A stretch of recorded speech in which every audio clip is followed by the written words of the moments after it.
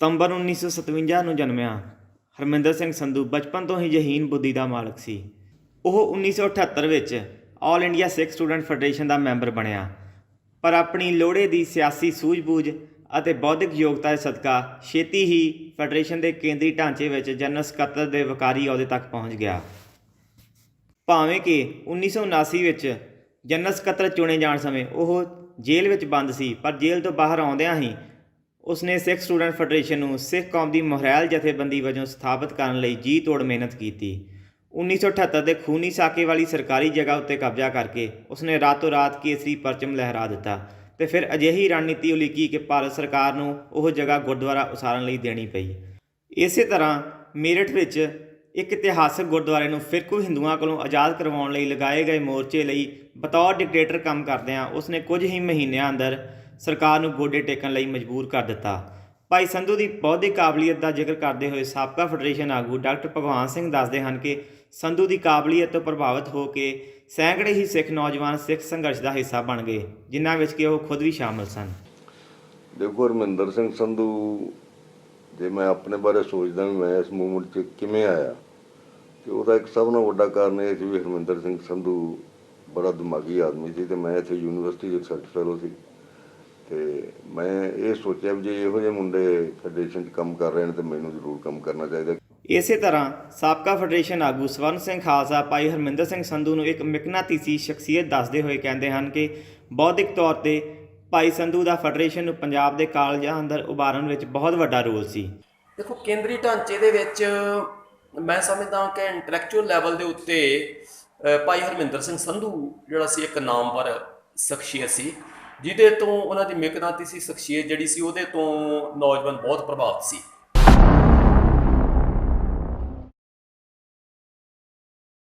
ਹਰਮਿੰਦਰ ਸਿੰਘ ਸੰਧੂ ਮਹਿਜ ਨਾਅਰਿਆਂ ਨਾਲ ਰਾਜਸੀ ਰੋਮਾਂਸ ਸਿਰਜਣ ਵਾਲਾ ਲੀਡਰ ਨਹੀਂ, ਬਲਕਿ ਠੋਸ ਨੀਤੀਆਂ ਨਾਲ ਸਰਕਾਰ ਨੂੰ ਝੁਕਣ ਲਈ ਮਜਬੂਰ ਕਰ ਦੇਣ ਵਾਲਾ ਲੀਡਰ ਸੀ। ਸਿੱਖ ਹੱਕਾਂ ਲਈ ਸੰਤ ਭਿੰਡਰਾਂ ਵਾਲਿਆਂ ਦੀ ਸਰਪ੍ਰਸਤੀ ਵਿੱਚ ਕੰਮ ਕਰਦਿਆਂ ਹਰਮਿੰਦਰ ਸਿੰਘ ਸੰਧੂ ਇਹ ਸਮਝ ਚੁੱਕਾ ਸੀ ਕਿ ਬੋਲੀ ਸਰਕਾਰ ਦੇ ਕੰਨ ਖੋਲ੍ਹਣ ਲਈ ਮਹਿਜ ਨਾਅਰਿਆਂ ਦੀ ਗੂੰਜ ਹੀ ਕਾਫੀ ਨਹੀਂ, ਉਹ ਵੀ ਉਸ ਸਮੇਂ ਜਦੋਂ ਮੀਡੀਆ ਬਹੁਗਿਣਤੀ ਹਿੰਦੂ ਸਮਾਜ ਅਤੇ ਸਰਕਾਰ ਨਾਲ ਹਮਬਿਸਤਰ ਹੋਇਆ ਬੈਠਾ ਹੋਵੇ। ਇਸ ਨੁਕਤੇ ਨੂੰ ਧਿਆਨ ਵਿੱਚ ਰੱਖਦੇ ਹੋਏ ਭਾਈ ਸੰਧੂ ਨੇ ਦਸ਼ਮੇਸ਼ ਰੈਜੀਮੈਂਟ ਦਾ ਗਠਨ ਕੀਤਾ, ਪਰ ਉਹ ਇਸ ਰਾਹ ਉੱਤੇ ਤੁਰਨ ਦੇ ਮਾਰੂ ਪ੍ਰਭਾਵਾਂ ਤੋਂ ਬਹੁਤ ਚੰਗੀ ਤਰ੍ਹਾਂ ਜਾਣੂ ਸੀ। ਇਹੀ ਕਾਰਨ ਸੀ ਕਿ ਉਸਨੇ ਗੁਰੀਲਾ ਨੀਤੀ ਤਹਿਤ ਉਸਾਰੀ ਇਸ ਜੁਝਾਰੂ ਜਥੇਬੰਦੀ ਦਾ ਢਾਂਚਾ ਲਗਭਗ ਫਰਜ਼ੀ ਹੀ ਰੱਖਿਆ। ਦਸ਼ਮੇਸ਼ ਰੈਜੀਮੈਂਟ ਦਾ ਮੁਖੀ ਸਰਦੂਲ ਸਿੰਘ ਕੋਈ ਹੋਰ ਨਹੀਂ ਬਲਕਿ ਹਰਮਿੰਦਰ ਸਿੰਘ ਸੰਧੂ ਆਪ ਹੀ ਸੀ, ਅਤੇ ਇਸ ਵਿੱਚ ਕੰਮ ਕਰਨ ਵਾਲੇ ਵੀ ਫੈਡਰੇਸ਼ਨ ਕਾਰਕੁਨ ਹੀ ਸਨ ਜੋ ਕਿ ਸੰਧੂ ਵਾਂਗ ਹੀ ਕਿਸੇ ਹੋਰ ਨਾਮ ਥੱਲੇ ਵਿਚਰਦੇ ਸਨ। ਉਦਾਹਰਣ ਵਜੋਂ ਤਰਨਤਾਰਨ ਦਾ ਫੈਡਰੇਸ਼ਨ ਕਾਰਕੁਨ ਗੁਰਿੰਦਰ ਸਿੰਘ ਭੋਲਾ ਕਰਨੈਲ ਸਿੰਘ ਉਰਫ ਕੈਲਾ ਦੇ ਨਾਮ ਹੇਠ ਇਸ ਜਥੇਬੰਦੀ ਵਿੱਚ ਵਿਚਰਦਾ ਰਿਹਾ।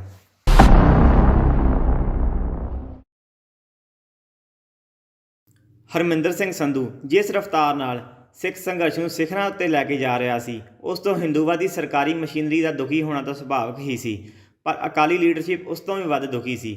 ਇਹੀ ਕਾਰਨ ਸੀ ਕਿ ਭਾਈ ਹਰਮਿੰਦਰ ਸਿੰਘ ਸੰਧੂ ਦਾ ਕਰੈਕਟਰ ਅਸੈਸੀਨੇਸ਼ਨ ਕਰਨ ਲਈ ਨੈਗੇਟਿਵ ਪ੍ਰੋਪੇਗੈਂਡਾ ਦੀ ਸ਼ੁਰੂਆਤ ਲਗਭਗ 1982-83 ਵਿੱਚ ਹੀ ਹੋ ਗਈ ਸੀ, ਜਿਸ ਤਹਿਤ ਉਸ ਉੱਤੇ ਸਮਗਲਰ ਹੋਣ ਜਾਂ ਅੰਗਰੇਜ਼ੀ ਦੀ ਗਲਤ ਟਰਾਂਸਲੇਸ਼ਨ ਕਰਨ ਵਰਗੇ ਹਾਸੋਹੀਣੇ ਇਲਜ਼ਾਮਾਂ ਤੋਂ ਲੈ ਕੇ ਮਾਨਾਵਾਲ ਵਾਲੇ ਕਾਂਡ ਵਿੱਚ ਮੁਖਬਤ ਦੀ ਭੂਮਿਕਾ ਨਿਭਾਉਣ ਵਰਗੇ ਸੰਗੀਨ ਇਲਜ਼ਾਮ ਲਗਾਏ ਗਏ। ਪਰ ਸੰਤ ਜਰਨੈਲ ਸਿੰਘ ਜੀ ਖਾਲਸਾ ਭਿੰਡਰਾਂ ਵਾਲਿਆਂ ਨੇ ਭਾਈ ਸੰਧੂ ਉੱਤੇ ਲੱਗੇ ਇਸ ਤਰ੍ਹਾਂ ਦੇ ਹਰ ਦੋਸ਼ ਦਾ ਮੂੰਹ ਤੋੜਵਾਂ ਜਵਾਬ ਦਿੰਦੇ ਹੋਏ ਇੱਥੋਂ ਤੱਕ ਵੀ ਕਹਿ ਦਿੱਤਾ ਕਿ ਜੇਕਰ ਸੰਧੂ ਸਮਗਲਰ ਹੈ ਤਾਂ ਮੈਂ ਵੀ ਸਮਗਲਰ ਹਾਂ।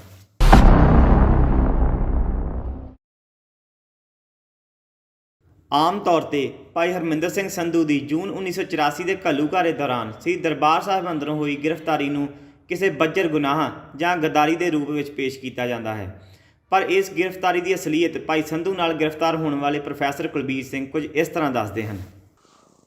ਗ੍ਰਿਫਤਾਰੀ ਤਾਂ ਸਾਡੀ ਬੜੇ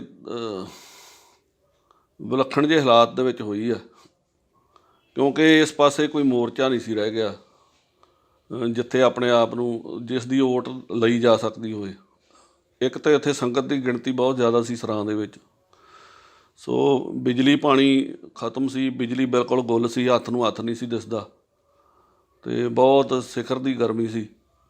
ਸੋ 5 ਤਰੀਕ ਨੂੰ ਸ਼ਾਮ ਨੂੰ ਜਦੋਂ ਹਨੇਰਾ ਹੋ ਚੁੱਕਿਆ ਸੀ ਤਾਂ ਉਸ ਸਮੇਂ ਸਾਡੇ ਕੋਲ ਕੋਈ ਬੈਠਣ ਨੂੰ ਵੀ ਟਿਕਾਣਾ ਨਹੀਂ ਸੀ, ਕਿਤੇ ਕੋਈ ਓਟ ਲੈਣ ਵਾਸਤੇ ਕੋਈ ਓਹਲੇ ਵਾਸਤੇ ਵੀ ਕੋਈ ਟਿਕਾਣਾ ਨਹੀਂ ਸੀ। ਸੋ ਉਸ ਸਮੇਂ ਅਸੀਂ ਜਿਹੜੀ ਸਰਾਂ ਦੀ ਸਮੁੰਦਰੀ ਹਾਲ ਵਾਲੀ ਤੇਜਾ ਸਿੰਘ ਸਮੁੰਦਰੀ ਹਾਲ ਦੇ ਨਾਲ ਲੱਗਦੀ ਜਿਹੜੀ ਬਾਹੀ ਹੈ, ਉਹ ਸਾਈਡ ਹੈ ਜਿਹੜੀ, ਅਸੀਂ ਉੱਥੇ ਚਲੇ ਗਏ। ਉਹ ਵੀ ਦੋਨਾਂ ਕਮਰਿਆਂ ਦੇ ਵਿਚਾਲੇ ਜਿਹੜੀ ਸਰਾਂ ਦੇ ਵਿਹੜੇ ਵਾਲੇ ਪਾਸੇ ਕਮਰੇ ਨੇ, ਉਹ ਉੱਧਰੋਂ ਇੱਕ ਕਮਰਾ ਖੋਲ੍ਹ ਕੇ ਉਹਦੇ ਵਿੱਚੋਂ ਕੰਧ ਪਾੜ ਕੇ ਅਸੀਂ ਪਿਛਲੇ ਬਰਾਂਡੇ ਵਿੱਚ ਗਏ। ਤਾਂ ਪਿਛਲੇ ਬਰਾਂਡੇ ਦੇ ਵਿੱਚ ਜਾ ਕੇ ਵੀ ਉੱਥੇ ਇੱਕ ਕਮਰਾ ਜਿਹੜਾ ਸੀਗਾ ਉਹ ਲੋਕ ਲੱਗਾ ਹੋਇਆ ਸੀ, ਉਸ ਨੂੰ ਖੋਲ੍ਹਿਆ। ਤਾਂ ਉਸ ਤੋਂ ਬਾਅਦ ਅਸੀਂ ਉੱਥੇ ਬੈਠ ਕੇ ਅਤੇ ਇਹ ਸਲਾਹ ਮਸ਼ਵਰਾ ਕਰਦੇ ਰਹੇ ਕਿ ਆਪਾਂ ਕਿਸੇ ਨਾ ਕਿਸੇ ਤਰ੍ਹਾਂ ਅਕਾਲ ਤਖ਼ਤ ਸਾਹਿਬ ਵਾਲੀ ਸਾਈਡ ਦੇ ਉੱਤੇ ਪਹੁੰਚ ਜਾਈਏ ਅਤੇ ਸੰਤਾਂ ਦੇ ਕੋਲ ਪਹੁੰਚੀਏ। ਸੋ ਇਸ ਤਰ੍ਹਾਂ ਦੇ ਹਾਲਾਤ ਸਨ। ਜਦੋਂ ਉਸ ਤੋਂ ਥੋੜ੍ਹੀ ਦੇਰ ਬਾਅਦ ਫੌਜ ਐਂਟਰ ਕਰ ਗਈ ਅਤੇ ਉਸ ਤੋਂ ਬਾਅਦ ਉਹਨਾਂ ਨੇ ਲੋਕਾਂ ਨੂੰ ਫੜ ਕੇ ਉਸ ਬਰਾਂਡੇ ਦੇ ਵਿੱਚ ਹੀ ਬਿਠਾਉਣਾ ਸ਼ੁਰੂ ਕਰ ਦਿੱਤਾ, ਸਾਡੇ ਕਮਰੇ ਸਨ ਉਹਨਾਂ ਦੇ ਅੱਗੇ। ਤੋ ਇਸ ਤਰ੍ਹਾਂ ਦੇ ਹਾਲਾਤ ਦੇ ਵਿੱਚ ਉੱਥੇ ਅਸੀਂ ਬੜੀ ਬੁਰੀ ਤਰ੍ਹਾਂ ਇੱਕ ਕੜੇਕੀ 'ਚ ਫਸ ਗਏ। ਨਾ ਅਸੀਂ ਉੱਥੋਂ ਨਿਕਲ ਸਕੇ, ਨਾ ਸੰਤਾਂ ਕੋਲ ਜਾ ਸਕੇ, ਨਾ ਕੋਈ ਬਚ ਨਿਕਲਣ ਦਾ ਹੀ ਸਾਧਨ ਨਿਕਲਿਆ ਉੱਥੋਂ ਬਣ ਸਕਿਆ। ਤੋ ਇਸ ਤਰ੍ਹਾਂ 6 ਜੂਨ ਨੂੰ ਦਿਨੇ ਫਿਰ ਸਾਨੂੰ ਲੋਕਾਂ ਦੇ ਵਿੱਚ ਰਲਣਾ ਪਿਆ ਜਿਹੜੇ ਗ੍ਰਿਫਤਾਰ ਕੀਤੇ ਹੋਏ ਸੀ, ਕਿਉਂਕਿ ਕਮਰੇ ਦੇ ਵਿੱਚ ਵੀ ਲੰਬਾ ਸਮਾਂ ਅਸੀਂ ਆਪਣੇ ਆਪ ਨੂੰ ਡੱਕੀ ਨਹੀਂ ਸੀ ਰੱਖ ਸਕਦੇ। ਪਾਣੀ ਖੁਣੋਂ ਵੀ ਕਾਫੀ ਹਾਲਤ ਮਾੜੀ ਸੀ। ਸੋ ਉਸ ਸਮੇਂ ਜਦੋਂ ਪਤਾ ਲੱਗਿਆ ਕਿ ਫੌਜ ਦਾ ਹੁਣ ਕੋਈ ਪਤਾ ਨਹੀਂ ਗਾ ਕਿ ਕਿਸ ਟਾਈਮ 'ਤੇ ਇੱਥੋਂ ਮੂਵ ਕਰੇਗੀ, ਕਦੋਂ ਜਾਣਗੇ, ਤਾਂ ਉਸ ਸਮੇਂ ਫਿਰ ਦਿਨ ਦੇ ਚੜ੍ਹਾਅ ਤੋਂ ਬਾਅਦ ਅਸੀਂ ਲੋਕਾਂ ਦੇ ਵਿੱਚ ਜਿਹੜੀ ਸੰਗਤ ਫੜ ਕੇ ਗ੍ਰਿਫਤਾਰ ਕਰਕੇ ਬਿਠਾਈ ਹੋਈ ਸੀ, ਉਹਨਾਂ ਦੇ ਵਿੱਚ ਅਸੀਂ ਰਲ ਗਏ।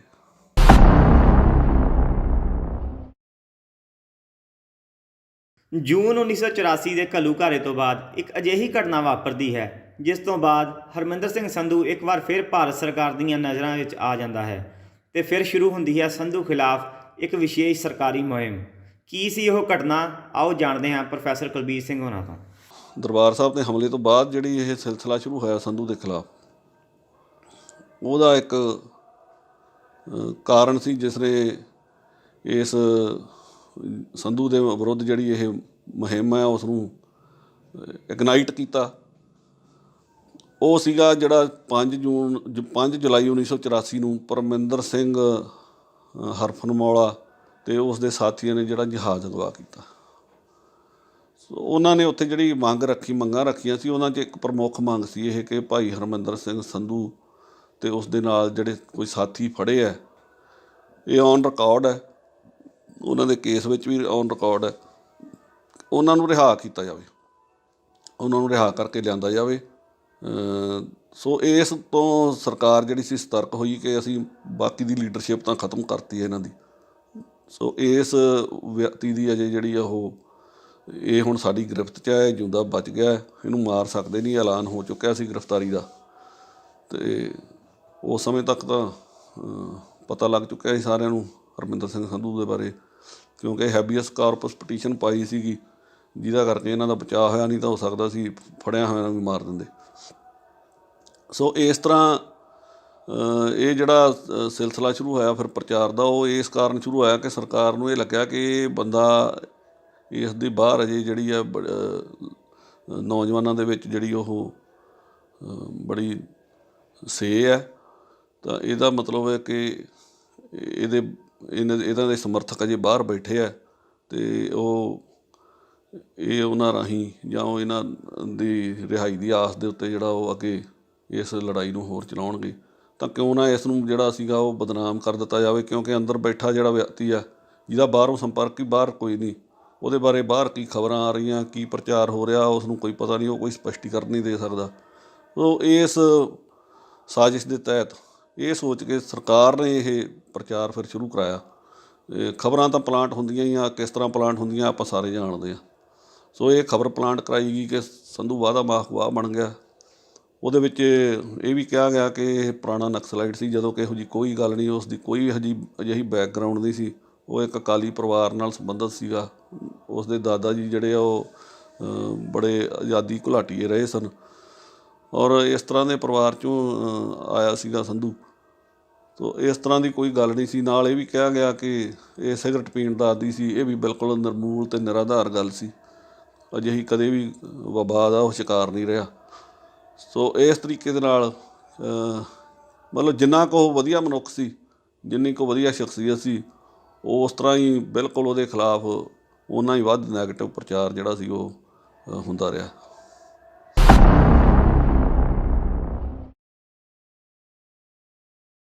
ਜੂਨ 84 ਦੇ ਘੱਲੂਘਾਰੇ ਦੌਰਾਨ ਗ੍ਰਿਫਤਾਰ ਕੀਤੇ ਜਾਣ ਪਿੱਛੋਂ ਜਿੱਥੇ ਇੱਕ ਪਾਸੇ ਭਾਈ ਹਰਮਿੰਦਰ ਸਿੰਘ ਸੰਧੂ ਅਤੇ ਹੋਰ ਸਿੱਖ ਜੁਝਾਰੂ ਜੇਲ੍ਹ ਦੇ ਅੰਦਰੋਂ ਹੀ ਸਿੱਖ ਸੰਘਰਸ਼ ਨੂੰ ਮੁੜ ਲੀਹਾਂ ਤੇ ਲਿਆਉਣ ਲਈ ਚਾਰਾਜੋਹੀ ਕਰ ਰਹੇ ਸਨ, ਉਸੇ ਹੀ ਟਕਸਾਲ ਨਾਲ ਸੰਬੰਧਿਤ ਕੁਝ ਰਸੂਖਦਾਰ ਪਰਿਵਾਰ ਸਿੱਖ ਸੰਘਰਸ਼ ਤੇ ਆਪੋ ਆਪਣਾ ਦਬਦਬਾ ਕਾਇਮ ਕਰਨ ਵਿੱਚ ਮਸ਼ਰੂਫ ਸਨ। ਸੰਨ 1985 ਜਿਉਂ ਹੀ ਫੈਡਰੇਸ਼ਨ ਤੋਂ ਪਾਬੰਦੀ ਉੱਠੀ ਤਾਂ ਸ਼ਹੀਦ ਭਾਈ ਅਮਰੀਕ ਸਿੰਘ ਦੇ ਛੋਟੇ ਭਰਾ ਭਾਈ ਮਨਜੀਤ ਸਿੰਘ ਨੇ ਖੁਦ ਨੂੰ ਜੇਲ੍ਹ ਦੇ ਅੰਦਰੋਂ ਹੀ ਸਿੱਖ ਸਟੂਡੈਂਟ ਫੈਡਰੇਸ਼ਨ ਦਾ ਪ੍ਰਧਾਨ ਐਲਾਨ ਦਿੱਤਾ। ਇਹ ਐਲਾਨ ਟਕਸਾਲ ਨਾਲ ਸੰਬੰਧਿਤ ਕੁਝ ਰਸੂਖਦਾਰ ਸਿੱਖ ਸ਼ਖਸੀਅਤਾਂ ਦੀ ਮਿਲੀ ਭੁਗਤ ਨਾਲ ਹੋਇਆ ਸੀ, ਪਰ ਫੈਡਰੇਸ਼ਨ ਕਾਰਕੁਨਾਂ ਅੰਦਰ ਇਸ ਐਲਾਨ ਦੇ ਖਿਲਾਫ ਰੋਸ ਸੀ, ਕਿਉਂਕਿ ਭਾਈ ਮਨਜੀਤ ਸਿੰਘ ਤਾਂ ਫੈਡਰੇਸ਼ਨ ਦੇ ਮੈਂਬਰ ਵੀ ਨਹੀਂ ਸਨ, ਪਰ ਉਹ ਹਾਲਾਤਾਂ ਦਾ ਫਾਇਦਾ ਚੁੱਕਦੇ ਹੋਏ ਸਿੱਧਾ ਪ੍ਰਧਾਨ ਹੀ ਬਣ ਬੈਠੇ। ਅਜਿਹੇ ਹਾਲਾਤਾਂ 'ਚ ਜਦੋਂ ਫੈਡਰੇਸ਼ਨ ਕਾਰਕੁਨ ਭਾਈ ਸੰਧੂ ਨੂੰ ਇਸ ਦੇ ਪ੍ਰਤੀਕਿਰਿਆ ਦੇਣ ਲਈ ਕਹਿੰਦੇ ਤਾਂ ਉਹ ਪੰਥਕ ਹਾਲਾਤਾਂ ਦੇ ਮੱਦੇਨਜ਼ਰ ਉਹਨਾਂ ਨੂੰ ਚੁੱਪ ਰਹਿਣ ਲਈ ਪ੍ਰੇਰਦੇ। ਪ੍ਰਧਾਨ ਬਣ ਜਾਣ ਪਿੱਛੋਂ ਭਾਈ ਮਨਜੀਤ ਸਿੰਘ ਨੇ ਆਪਣੀ ਕੁਰਸੀ ਨੂੰ ਸੁਰੱਖਿਅਤ ਰੱਖਣ ਲਈ ਸਿੱਖ ਜੁਝਾਰੂਆਂ ਅੰਦਰ ਪਾੜੋ ਤੇ ਰਾਜ ਕਰੋ ਦੀ ਨੀਤੀ ਅਖਤਿਆਰ ਕੀਤੀ। ਫੈਡਰੇਸ਼ਨ ਜਿਹੜੀ ਦਮਦਮੀ ਟਕਸਾਲ ਦੀ ਸਭ ਤੋਂ ਵੱਡੀ ਜਿਹੜੀ ਇਹ ਸਹਿਯੋਗੀ ਸੰਸਥਾ ਸੀਗੀ, ਉਹਨਾਂ ਹਾਲਾਤਾਂ ਵਿੱਚ ਕਿਉਂਕਿ ਜਿਹੜੇ ਜਾਂ ਤਾਂ ਸਿੰਘ ਰੂਪੋਸ਼ ਹੋ ਗਏ ਸਨ ਜਾਂ ਕੁਝ ਬਾਹਰ ਚਲੇ ਗਏ ਸਨ ਜਾਂ ਕੋਈ ਜੇਲ੍ਹਾਂ ਸਨ, ਫੈਡਰੇਸ਼ਨ ਦਾ ਮੇਨ ਪਲੇਟਫਾਰਮ ਖਾਲੀ ਸੀਗਾ। ਉਸ ਦਰਮਿਆਨ ਹਰਮਿੰਦਰ ਸਿੰਘ ਗਿੱਲ ਹੋਣਾ ਨੇ ਇਹ ਕਰਕੇ ਜੇਲ੍ਹ 'ਚ ਮੀਟਿੰਗ ਕਰਕੇ ਤੇ ਭਾਈ ਮਨਜੀਤ ਸਿੰਘ ਨੂੰ ਫੈਡਰੇਸ਼ਨ ਦਾ ਪ੍ਰਧਾਨ ਥਾਪ ਦਿੱਤਾ ਸੀਗਾ। ਪ੍ਰਧਾਨ ਥਾਪਣ ਵਾਲੇ ਇੱਕ ਮੈਸੇਜ ਚਲਾ ਗਿਆ ਵੀ ਜਿਹੜਾ ਮਨੁੱਖ ਫੈਡਰੇਸ਼ਨ ਦਾ ਮੈਂਬਰ ਵੀ ਨਹੀਂ ਹੈ, ਸਿਰਫ ਸ਼੍ਰੋਮਣੀ ਕਮੇਟੀ ਮੁਲਾਜ਼ਮ ਹੈ, ਉਸ ਨੂੰ ਐਡੀ ਵੱਡੀ ਜ਼ਿੰਮੇਵਾਰੀ ਸੌਂਪ ਦਿੱਤੀ ਗਈ।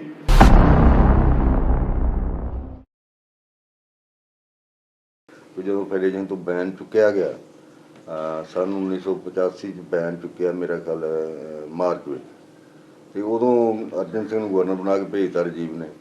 ਰਾਜੀਵ 3/4 ਮੈਜੋਰਟੀ ਦੇ ਨਾਲ ਪ੍ਰਾਈਮ ਮਿਨਿਸਟਰ ਬਣਿਆ ਸੀ, ਅਤੇ ਉਹਦਾ ਇਹ ਸੀ ਵੀ ਪੰਜਾਬ ਦਾ ਮਸਲਾ ਮੈਂ ਕਿਸ ਢੰਗ ਨਾਲ ਹੱਲ ਕਰਾਂ। ਉਹਨੇ ਫਿਰ ਅਰਜਨ ਸਿੰਘ ਨੂੰ ਇਹ ਕਿਹਾ ਵੀ ਤੂੰ ਜਾ ਕੇ ਉਹਨਾਂ ਨੂੰ ਲੱਭ ਜਿਨ੍ਹਾਂ ਨੇ ਮਤਲਬ ਫੈਡਰੇਸ਼ਨ ਨੂੰ ਦੁਬਾਰਾ ਖੜੇ ਕੀਤਾ, ਅਤੇ ਉਹਨਾਂ ਦੇ ਨਾਲ ਗੱਲਬਾਤ ਕਰਕੇ ਆਪਾਂ ਗੱਲਬਾਤ ਨਿਬੇੜੀਏ, ਉਹਨਾਂ ਦੀ ਸਰਕਾਰ ਬਣਾਈਏ ਅਤੇ ਉਹਨਾਂ ਨਾਲ ਸਮਝੌਤਾ ਕਰੀਏ। ਉਹਨੇ ਫਿਰ ਆਉਂਦੇ ਹੀ ਮਤਲਬ ਗਵਰਨਰ ਨੇ ਆਪਦਾ ਸਾਰਾ ਜ਼ੋਰ ਲਾਤਾ ਸਾਨੂੰ ਲੱਭਣ 'ਤੇ, ਤਾਂ ਮੈਨੂੰ ਲੱਭਣ ਦੇ ਵਿੱਚ 2 ਆਦਮੀ ਕਾਮਯਾਬ ਹੋ ਗਏ। ਇੱਕ ਤਾਂ ਜਗਜੀਤ ਸਿੰਘ ਸੀ ਗਵਾਲੀਅਰ ਦਾ, ਉਹ ਅਰਜਨ ਸਿੰਘ ਨੂੰ ਜਾਣਦਾ ਸੀ ਗਵਰਨਰ ਨੂੰ, ਕਿਉਂਕਿ ਉਹ ਮੱਧ ਪ੍ਰਦੇਸ਼ 'ਚ ਰਹਿੰਦਾ ਸੀ, ਅਤੇ ਇੱਕ ਪ੍ਰੋਫੈਸਰ ਸਰੂਪ ਸਿੰਘ ਇੱਥੇ ਹੁੰਦਾ ਸੀ। ਇਹਨਾਂ ਦੋਵਾਂ ਨੇ ਮੈਨੂੰ ਲੱਭਿਆ। ਉਹ ਤਾਂ ਮੈਨੂੰ ਇੱਕ ਤਾਂ ਮੈਨੂੰ ਅੰਮ੍ਰਿਤਸਰ ਮਿਲਿਆ ਅਤੇ ਇੱਕ ਮੈਨੂੰ ਇੱਥੇ ਲੁਧਿਆਣੇ ਮਿਲਿਆ। ਉਹ ਕਹਿਣ ਲੱਗੇ ਸਰਕਾਰ ਤੁਹਾਡੇ ਨਾਲ ਗੱਲਬਾਤ ਕਰਨੀ ਚਾਹੁੰਦੀ। ਉਹਦੇ ਵਿੱਚ ਮੈਂ ਤੁਹਾਨੂੰ ਦੱਸਦਾ ਵੀ ਹਰਮਿੰਦਰ ਸਿੰਘ ਸੰਧੂ ਕਰਕੇ ਹੀ ਮਤਲਬ ਅਸੀਂ ਉਦੋਂ ਵਿਕੇ ਨਹੀਂ, ਜਿਸ ਤਰ੍ਹਾਂ ਲੌਂਗੋਵਾਲ ਅਕਾਰਡ ਦੇ ਵਿੱਚ ਅਕਾਲੀ ਵਿਕੇ ਨੇ। ਜੇ ਅਸੀਂ ਹਰਮਿੰਦਰ ਸਿੰਘ ਸੰਧੂ ਨਾ ਹੁੰਦਾ ਤਾਂ ਸ਼ਾਇਦ ਸਾਨੂੰ ਵੀ ਸਰਕਾਰ ਫਸਾ ਲੈਂਦੀ ਉਸ ਚੱਕਰ ਦੇ ਵਿੱਚ। ਤਾਂ ਮੈਂ ਉਸ ਮੁੰਡੇ ਦੀ ਇੰਟੈਲੀਜੈਂਸ ਦੀ ਗੱਲ ਕਰ ਰਿਹਾ, ਵੀ ਇੰਨਾ ਇੰਟੈਲੀਜੈਂਸ ਸੀ। ਜਦੋਂ ਸਰਕਾਰ ਨੇ ਸਾਡੇ ਨਾਲ ਗੱਲਬਾਤ ਕੀਤੀ, 1.5 ਮਹੀਨਾ ਸਾਡੇ ਨਾਲ ਲਗਾਤਾਰ ਗੱਲਬਾਤ ਹੁੰਦੀ ਰਹੀ। ਜਦ ਫੈਡਰੇਸ਼ਨ ਲੀਡਰਾਂ ਦੀ ਸਰਕਾਰ ਨਾਲ ਗੱਲਬਾਤ ਚੱਲ ਰਹੀ ਸੀ ਤਾਂ ਇਹਨਾਂ ਦਿਨਾਂ ਵਿੱਚ ਅੰਮ੍ਰਿਤਸਰ ਤੋਂ ਅਕਾਲੀ ਪੱਤਰਕਾਰ ਸੀਨੀਅਰ ਪੱਤਰਕਾਰ ਮਹਿੰਦਰ ਸਿੰਘ ਫੈਡਰੇਸ਼ਨ ਲੀਡਰਾਂ ਨੂੰ ਮਿਲਣ ਦਿੱਲੀ ਪਹੁੰਚੇ।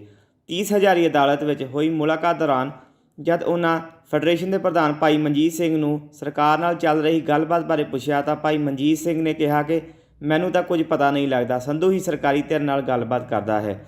ਸਰਦਾਰ ਮਹਿੰਦਰ ਸਿੰਘ ਪੱਤਰਕਾਰ ਨੇ ਇਸ ਦਾ ਜ਼ਿਕਰ ਆਪਣੀ ਕਿਤਾਬ ਨੀਂਹ ਰੱਖੀ ਗਈ ਦੇ ਸਫਾ ਨੰਬਰ 287 ਉੱਪਰ ਵੀ ਕੀਤਾ ਹੈ।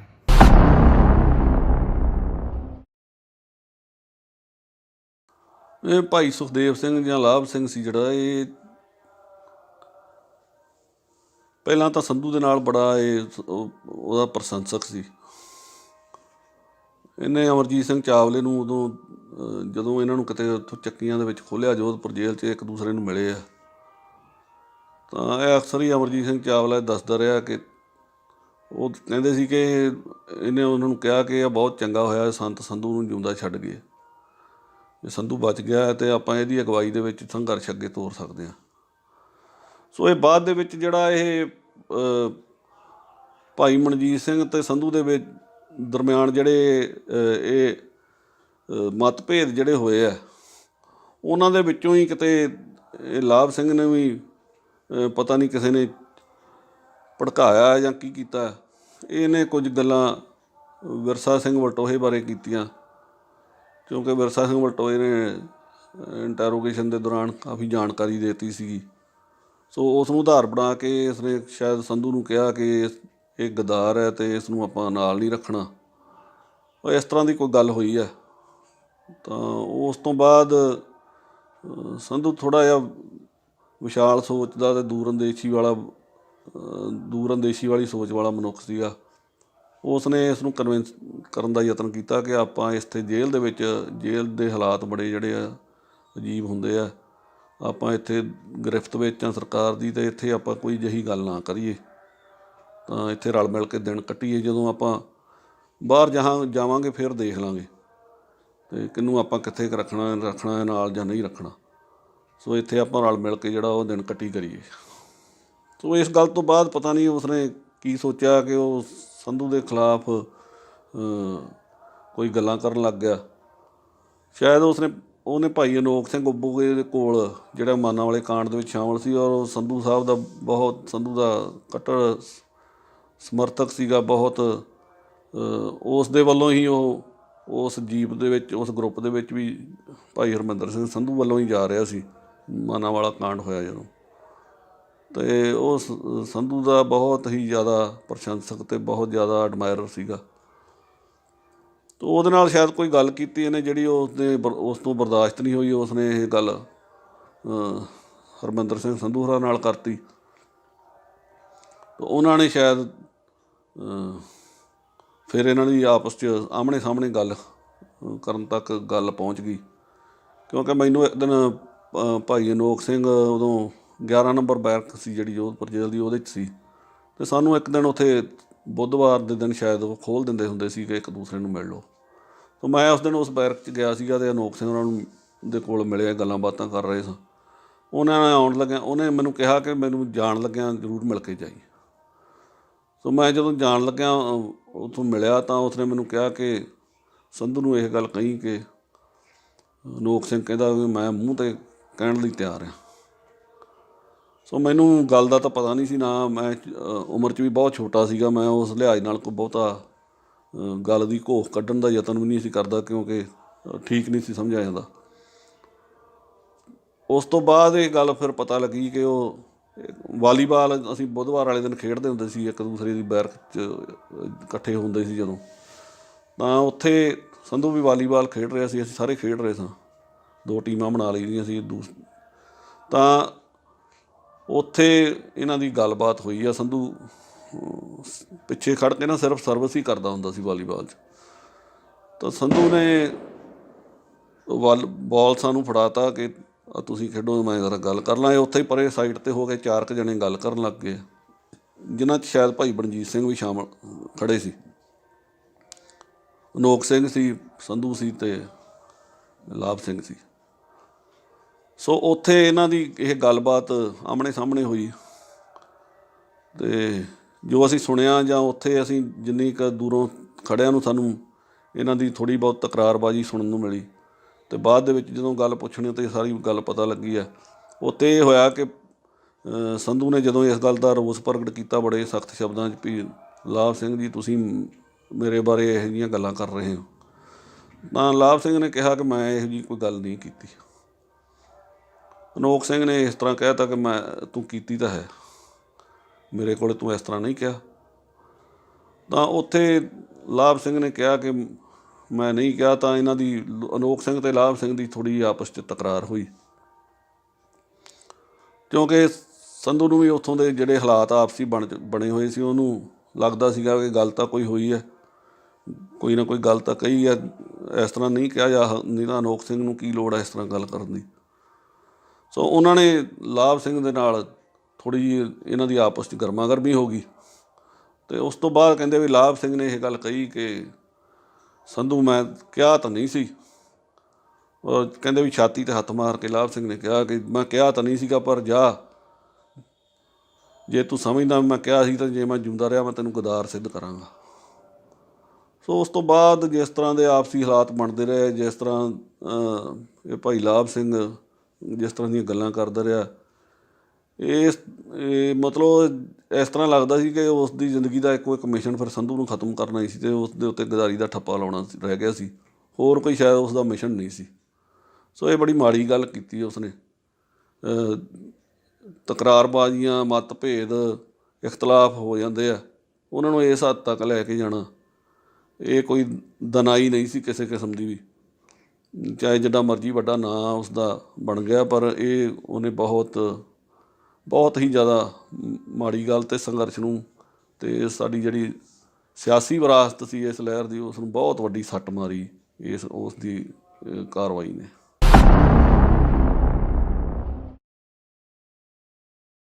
ਦੇਖੋ ਬੜਾ ਜਿਹੜਾ ਇਹ ਬਹੁਤ ਹੀ ਜਿਹੜਾ ਸੀ ਉਹ ਮੈਂ ਸਮਝਦਾ ਵੀ ਇੱਕ ਸਮਾਂ ਐਸਾ ਸੀਗਾ ਉਲਝਣ ਭਰਿਆ, ਤੇ ਜਦੋਂ ਕੌਮ ਜਿਹੜੀ ਸੀਗੀ ਕੋਈ ਰਸਤਾ ਨਹੀਂ ਸੀ ਦਿਸ ਰਿਹਾ ਵੀ ਕੀ ਕੀਤਾ ਜਾਵੇ। ਕੌਮ ਦੇ ਆਗੂ ਜਿਹੜੇ ਸੀਗੇ ਜਾਂ ਤਾਂ ਸੰਤ ਬਾਬਾ ਜਰਨੈਲ ਸਿੰਘ ਅਤੇ ਉਹਨਾਂ ਦੇ ਸਾਥੀ ਸ਼ਹੀਦ ਹੋ ਚੁੱਕੇ ਸੀ, ਭਾਈ ਅਮਰੀਕ ਸਿੰਘ ਜੀ ਸ਼ਹੀਦ ਹੋ ਚੁੱਕੇ ਸੀ, ਭਾਈ ਹਰਮਿੰਦਰ ਸਿੰਘ ਜੀ ਸੰਧੂ ਜੇਲ੍ਹ ਵਿੱਚ ਸੀ, ਤਾਂ ਸਿਰਫ ਤੇ ਸਿਰਫ ਉਹੀ ਨੌਜਵਾਨ ਜਿਹੜੇ ਸੀਗੇ ਬਾਹਰ ਸੀ, ਜਿਹੜੇ ਕਿ ਟੋਟਲੀ ਜਿਹੜੇ ਸੀ ਹਥਿਆਰਬੰਦ ਸੰਘਰਸ਼ ਵਿੱਚ ਰੁੱਝੇ ਹੋਏ ਸੀ। ਤਾਂ ਬਾਕੀ ਦੀ ਲੀਡਰਸ਼ਿਪ ਬਾਰੇ ਤਾਂ ਆਪਾਂ ਕਹਿਣਾ ਹੀ ਕੀ ਹੈ, ਬਾਦਲ ਟੋੜਾ ਆਦਿ ਉਹਨਾਂ ਦਾ ਤਾਂ ਨਾਮ ਮੇਰਾ ਖਿਆਲ ਲੈਣਾ ਹੀ ਨਹੀਂ ਚਾਹੀਦਾ। ਤਾਂ ਉਸ ਵਕਤ ਇੱਕ ਵੱਡੀ ਚੁਣੌਤੀ ਸੀ ਕਿ ਫੈਡਰੇਸ਼ਨ ਨੂੰ ਦੁਬਾਰਾ ਜਥੇਬੰਦ ਕੀਤਾ ਜਾਵੇ। ਤਾਂ ਇੱਕ ਕਲਕੱਤੇ ਦੇ ਵਿੱਚ ਇੱਕ ਮੀਟਿੰਗ ਹੋਈ ਜਿਹਦੀ ਪ੍ਰਧਾਨਗੀ ਜਿਹੜੀ ਹੈ ਭਾਈ ਮਨਵੀਰ ਸਿੰਘ ਚਹੇੜੂ, ਜਿਹੜੇ ਕਿ ਬਾਅਦ ਵਿੱਚ ਖਾਲਿਸਤਾਨ ਹਰੀ ਸਿੰਘ ਦੇ ਨਾਂ ਨਾਲ ਜਾਣੇ ਗਏ ਔਰ ਉਹ ਖਾਲਿਸਤਾਨ ਕਮਾਂਡੋ ਫੋਰਸ ਦੇ ਚੀਫ ਰਹੇ। ਉਹ ਜਿਹੜੇ ਕਿ ਬਹੁਤ ਹੀ ਸੂਝਵਾਨ ਸਿੱਖ ਆਗੂ ਸੀ। ਸੰਤ ਬਾਬਾ ਜਰਨੈਲ ਸਿੰਘ ਖਾਲਸਾ ਭਿੰਡਰਾਂ ਵਾਲਿਆਂ ਦੇ ਨਾਲ ਉਹ ਵਿਚਰੇ ਸੰਘਰਸ਼ ਦੇ ਵਿੱਚ, ਜਥੇਬੰਦੀ ਦੇ ਵਿੱਚ ਦਮਦਮੀ ਟਕਸਾਲ ਦੇ ਉਹ ਮੋਹਰਲੀ ਕਤਾਰ ਦੇ ਸਿੰਘ ਸੀਗੇ। ਸੋ ਉਹਨਾਂ ਨੇ ਸਾਡੀ ਡਿਊਟੀ ਲਾਈ ਕਿ ਜਾ ਕੇ ਦਫ਼ਤਰ ਖੋਲ੍ਹੋ। ਸੋ ਮੈਂ ਕੁਝ ਆਪਣੇ ਸਾਥੀਆਂ ਨੂੰ ਲੱਭਿਆ ਜਿਹੜੇ ਕਿ ਪੰਜਾਬ ਵਿੱਚ ਵੀ ਘੁੰਮ ਰਹੇ ਸੀ, ਜਿਨ੍ਹਾਂ ਦਾ ਮੇਰੇ ਨਾਲ ਗਾਹੇ ਬਗਾਹੇ ਸੰਪਰਕ ਹੁੰਦਾ ਰਹਿੰਦਾ ਸੀ, ਜਿਨ੍ਹਾਂ ਵਿੱਚ ਵਿਸ਼ੇਸ਼ ਤੌਰ 'ਤੇ ਭਾਈ ਜਗਦੀਸ਼ ਸਿੰਘ ਮੱਲੀ। ਔਰ ਅਸੀਂ ਦੋਨਾਂ ਨੇ ਆਣ ਕੇ ਪਹਿਲੇ ਦਿਨ 29 ਮਈ 1985 ਦਿਨ ਪਹਿਲੇ ਦਿਨ ਅਸੀਂ ਜਿਹੜਾ ਸੀ ਫੈਡਰੇਸ਼ਨ ਦਾ ਦਫ਼ਤਰ ਜਿਹੜਾ ਸੀ, ਉਹ ਜਿੱਥੇ ਪਹਿਲਾਂ ਸ਼੍ਰੋਮਣੀ ਅਕਾਲੀ ਦਲ ਦਾ ਦਫ਼ਤਰ ਸੀ, ਜਿਹੜਾ ਜਥੇਦਾਰ ਜਗਦੇਵ ਸਿੰਘ ਤਲਵੰਡੀ ਦੇ ਕਬਜ਼ੇ ਹੇਠ ਸੀ, ਉੱਥੇ ਆਣ ਕੇ ਅਸੀਂ ਫੈਡਰੇਸ਼ਨ ਆਲ ਇੰਡੀਆ ਸਿੱਖ ਸਟੂਡੈਂਟ ਫੈਡਰੇਸ਼ਨ ਦਾ ਦਫ਼ਤਰ ਜਿਹੜਾ ਸੀ ਦੁਬਾਰਾ ਖੋਲ੍ਹਿਆ। ਹਾਲਾਤ ਅਜਿਹੇ ਸੀ ਕਿ ਦਿਨੇ ਜਿਹੜਾ ਸੀ ਦਫ਼ਤਰ ਖੋਲ੍ਹੀਦਾ ਸੀ ਤੇ ਰਾਤ ਨੂੰ ਪਰਿਕਰਮਾ ਵਿੱਚ ਲੁਕ ਛਿਪ ਕੇ ਸਾਰੀ ਰਾਤ ਬੈਠ ਕੇ ਪਿੱਲਰਾਂ ਦੇ ਨਾਲ ਬੈਠ ਕੇ ਕੱਟਣੀ ਪੈਂਦੀ ਸੀ ਕਿ ਪਤਾ ਨਹੀਂ ਕਿਹੜੇ ਬੰਨਿਓਂ ਪੁਲਿਸ ਨੇ ਐਂਟਰ ਹੋ ਕੇ ਕਦੋਂ ਚੁੱਕ ਕੇ ਲੈ ਜਾਣਾ। ਉਹ ਬਹੁਤ ਹੀ ਨਾਜ਼ੁਕ ਹਾਲਾਤ ਸਨ। ਔਰ ਇਸੇ ਤਰ੍ਹਾਂ ਹੀ ਸਮਾਂ ਚੱਲਦਾ ਗਿਆ। ਫਿਰ ਹੋਰ ਦੋਸਤ ਆਉਂਦੇ ਗਏ, ਜਿਨ੍ਹਾਂ ਵਿੱਚ ਵਿਸ਼ੇਸ਼ ਤੌਰ ਦੇ ਉੱਤੇ ਭਾਈ ਚਰਨਜੀਤ ਸਿੰਘ ਤਲਵੰਡੀ ਔਰ ਇਸੇ ਤਰ੍ਹਾਂ ਹੀ ਹਰਿੰਦਰ ਸਿੰਘ ਕਾਲੋਂ ਨੂੰ ਕਨਵੀਨਰ ਥਾਪਿਆ ਗਿਆ ਸੀ। ਵੱਖ-ਵੱਖ ਤਰ੍ਹਾਂ ਦੇ ਲੋਕ ਰਹੇ ਆ ਇਹਨਾਂ ਸਿੰਘਾਂ ਦੇ ਵੀ। ਮੈਂ ਉਹਨਾਂ 'ਤੇ ਵਿਸਥਾਰ ਵਿੱਚ ਨਹੀਂ ਜਾਣਾ ਚਾਹੁੰਦਾ। ਹੁਣ ਜਥੇਬੰਦੀ ਨੂੰ ਆਰਗੇਨਾਈਜ਼ ਕਰਨ ਦੇ ਬਾਰੇ ਵਿੱਚ ਹੀ ਚਾਨਣਾ ਪਾਵਾਂਗਾ ਕਿ ਪੂਰੇ ਪੰਜਾਬ ਦਾ ਜਿਹੜਾ ਚੱਕਰ ਜਿਹੜਾ ਕੱਢਿਆ ਸੀ, ਪਿੰਡ-ਪਿੰਡ ਜਾ ਕੇ, ਸ਼ਹਿਰ-ਸ਼ਹਿਰ ਜਾ ਕੇ, ਮੈਂ ਭਾਈ ਜਗਦੀਸ਼ ਸਿੰਘ ਮੱਲੀ ਦੋਨਾਂ ਨੇ ਜਿਹੜਾ ਸੀ ਉਹ ਫੈਡਰੇਸ਼ਨ ਨਾਲ ਜੁੜੇ ਹੋਏ ਪੁਰਾਣੇ ਨੌਜਵਾਨ ਜਿਹੜੇ ਕਿ 1984 ਤੋਂ ਪਹਿਲਾਂ ਅਸੀਂ ਦੇਖਦੇ ਰਹੇ ਸੀ, ਜਿਨ੍ਹਾਂ ਨੂੰ ਵਿਚਰਦਿਆਂ ਉਹਨਾਂ ਨਾਲ ਸੰਪਰਕ ਕੀਤਾ। ਔਰ ਜ਼ਿਲ੍ਹਾਵਾਰ ਮੀਟਿੰਗਾਂ ਦਾ ਸਿਲਸਿਲਾ ਜਿਹੜਾ ਸੀ ਅਸੀਂ ਜੂਨ ਦੀ ਜਿਹੜੀ ਸੀ ਪਹਿਲੀ ਜਿਹੜੀ ਬਰਸੀ ਸੀ ਮਹਾਂਪੁਰਖਾਂ ਦੀ ਕਹਿ ਸਕਦੇ ਹਾਂ, ਜੂਨ ਦਾ ਦੂਸਰਾ ਘੱਲੂਘਾਰਾ, ਉਦੋਂ ਬਾਅਦ ਅਸੀਂ ਇਹ ਸ਼ੁਰੂ ਕਰ ਦਿੱਤਾ ਸੀ 6 ਜੂਨ ਤੋਂ ਬਾਅਦ। ਔਰ ਜ਼ਿਆਦਾ ਸਮਾਂ ਨਹੀਂ ਲੱਗਿਆ, ਨੌਜਵਾਨਾਂ ਵਿੱਚ ਇੰਨਾ ਜੋਸ਼ ਸੀ ਕਿ ਹਰ ਰੋਜ਼ ਇੱਕ ਜ਼ਿਲ੍ਹੇ ਦੀ ਮੀਟਿੰਗ ਜਿਹੜੀ ਸੀ ਲੰਗਰ ਹਾਲ, ਸ੍ਰੀ ਗੁਰੂ ਰਾਮਦਾਸ ਲੰਗਰ ਹਾਲ ਦੀ ਛੱਤ ਦੇ ਉੱਤੇ ਹੁੰਦੀ ਸੀ, ਤੇ ਇੱਕ ਜ਼ਿਲ੍ਹੇ ਦੀ ਚੋਣ ਜਿਹੜੀ ਸੀ ਲਗਾਤਾਰ ਜਿਹੜੀ ਸੀ ਉਹ ਕਰਵਾਉਂਦਿਆਂ ਲਗਭਗ ਜਥੇਬੰਦੀ ਨੂੰ ਪੂਰੇ ਪੰਜਾਬ ਵਿੱਚ ਨਵੇਂ ਸਿਰਿਓਂ ਪੁਨਰਗਠਨ ਦਾ ਜਿਹੜਾ ਪ੍ਰੋਗਰਾਮ ਸੀਗਾ ਉਹ ਅਸੀਂ 15 ਜੁਲਾਈ ਤੋਂ ਪਹਿਲੋਂ ਸਮਾਪਤ ਕਰ ਦਿਆ ਸੀ।